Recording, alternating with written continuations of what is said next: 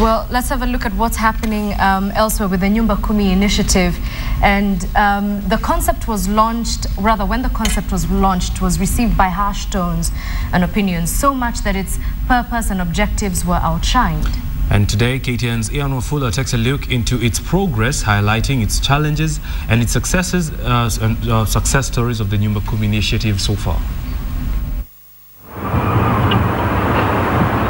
This is the nature of society that urbanization has created. Tens, sometimes hundreds of houses hustled next to each other, housing people of every divergent origins and characters. And with the busy schedules of each individual family, many live next to each other for years without knowing who their neighbors are. This, the police argue, has been the biggest blessing for criminals who hide in open estates, hence the Nyumba Kumi concept. October 25th, 2013, the government appointed a task force with members drawn from both the public and private sector. The task force was to spearhead the Nyumba Kumi initiative that was being introduced by the Jubilee government. However, at the time of the inception, the initiative had sparked different reactions, many of them bashing the concept and terming it as far-fetched. Politics Kenya writes on Twitter that the middle and upper classes would not accept the concept because they prefer to keep to themselves. Boniface Mwangi claims that the government wants to use the Nyumba Kumi to spy on dissenters. Joseph Kaguthi, the chairman of the Nyumba Kumi task force, argues that it is a simple concept that will work once fully implemented. It is a cohesive community with a leadership structure who own their own cluster. There's a cluster area. They sort out their problems. They own their leadership, and they are solution-based. Problem solution based. Other than fighting crime, the concept was initiated to involve members of the public in upholding security, but trust between members of the public and the police has been a major hindrance. 70% they don't like to report. They don't trust. And because they don't trust, they suffer. The citizens suffer. They don't trust because the report they give, some of the officers are accused of releasing the same information to the ones that they are accusing.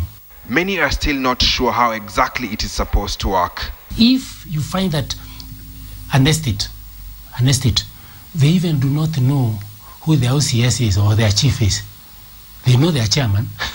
That is amateur.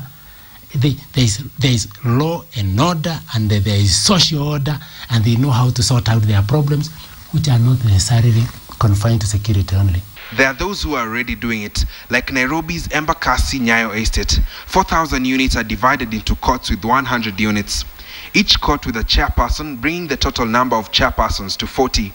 Each court also has a woman representative, a treasurer, and an events planner, each with their respective duties. We keep data. That means we keep the list of all residents, their telephone numbers and the emails, so that we communicate. In fact, as I told you earlier, we've got the secretary. The court secretary dispatches all the pertinent information to the residents, so that we have no problem with the secretariat work. Each household contributes 300 shillings monthly towards what they call a chairman's kitty, where the funds are kept for any emergencies and contributions. However, the question of families or an individual's privacy comes up. You have to find an approach style, because you cannot go and ask somebody to give you details, who are you, and you have to dig slowly, because somebody will think that you are probing into his or her life. Other than matters security, the residents meet up for Christmas parties, funeral arrangements, and moral support.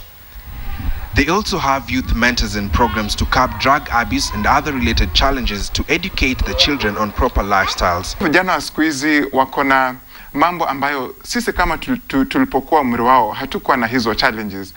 Maneno ya internet, maneno ya global exposure, maneno ya value systems kutoka nchi za kimombo America zimefika huku. Kwa hivyo mpaka tuwe pale tuweze kuzungumza nao. There are also those building communal partnerships at another level. In Nakuru town, Lanet area's now popular Twitter chief Karaoke continues to set an example of partnerships with members of the public. Even more advanced, he uses Twitter to post security updates, job and school vacancies, among other updates, a strategy that has garnered him a large following on the social site. His Umoja location is among the safest places in the area. Members of the public from the area also have given him maximum cooperation. I believe even where people go and steal cattle, if there was sharing on information, it would be very easy for people to locate these animals whenever they are lost. So I believe, and I want to encourage, is that let us join hand and embrace technology. Barely 1 year since its inception, the concept has made little noticeable impact, and a large number of people are still hesitant to give it a try. No, it's too early. It's not started. Bado. It's not started. Even though the concept was borrowed from Tanzania, the government is still very optimistic that once it is fully implemented, it will work effectively. Members of the public are being urged to cooperate and have a positive mind towards the concept for their own benefit. Wafula, KTN.